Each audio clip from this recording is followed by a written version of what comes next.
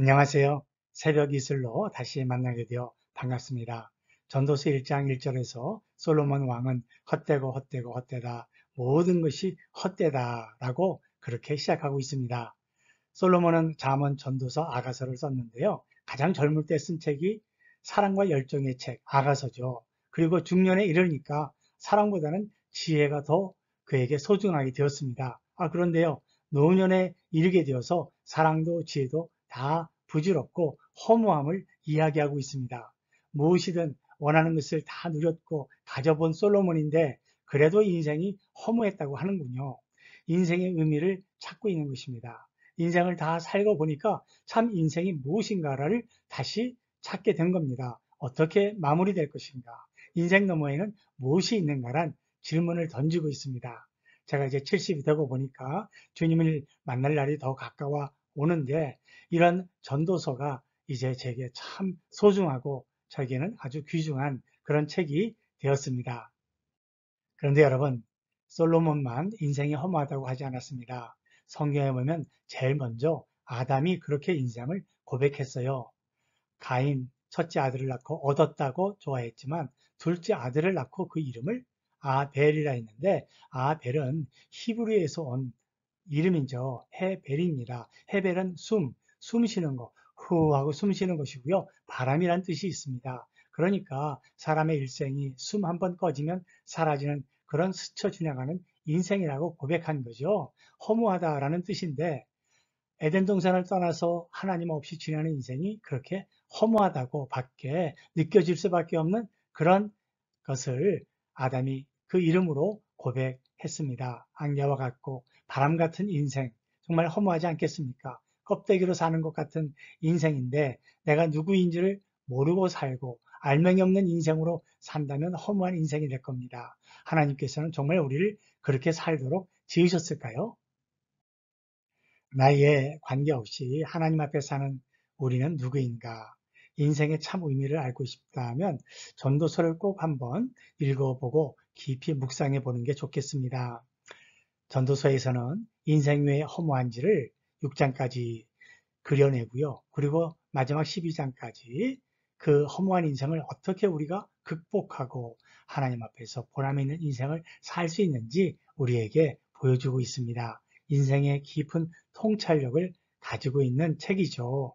솔로몬이 인생의 말기에 큰 어려움을 겪지 않습니까? 그런 어려움을 겪으면서 그가 돌아본 자기의 삶을 우리가 다시 한번 하나님 앞에서 같이 펼쳐보고 돌아보면 우리들의 삶이 달라질 수 있을 것입니다. 우리가 인생의 허무함을 묵상하면서 히랍 신화에 나오는 시시퍼스를 생각하지 않을 수 없습니다. 신을 속인 죄로 저승에서 큰 돌을 가파른 언덕 위로 올려야 했는데 정상에 올려놓고 나면 돌은 다시 밑으로 굴려 내려가서 처음부터 다시 돌을 굴려 올리는 일을 반복하는 벌을 받았습니다.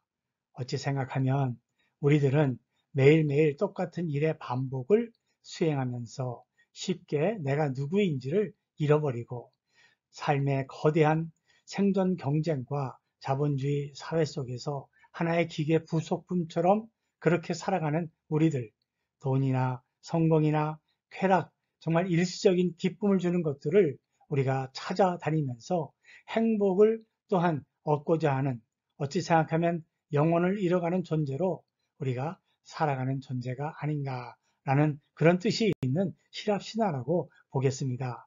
우리는 무엇에서 삶의 의미와 존재 양식을 찾아야 될까요? 그런 질문을 가지고 우리 전도서를 읽어보면 하나님께서 해답을 주고 계십니다.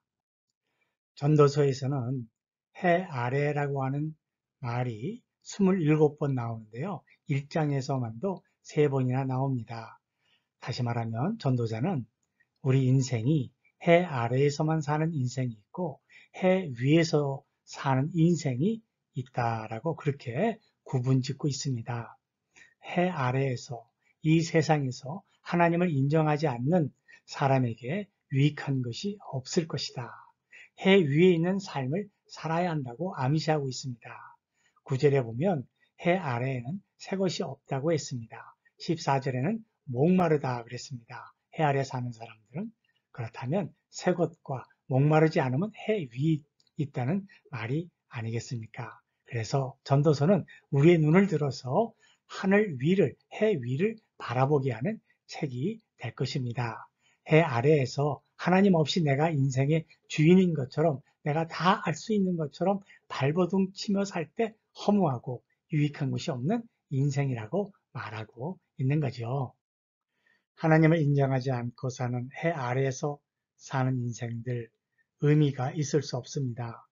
얻은 것도 없고 아무리 수고해도 유익한 것이 없는 허무한 인생이 되는 것입니다.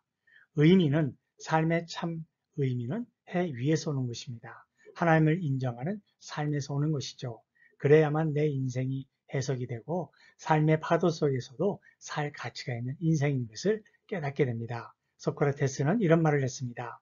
모른다는 것을 안다는 것이 내가 아는 모든 것이다. 그렇지 않습니까? 우리도 하늘에서 지혜를 얻고 하늘에서 하나님이 주시는 삶의 의미와 목적을 위해서 살 때 비로소 우리의 인생에 참 보람이 있고요. 유익한 것을 깨닫게 되는 것입니다.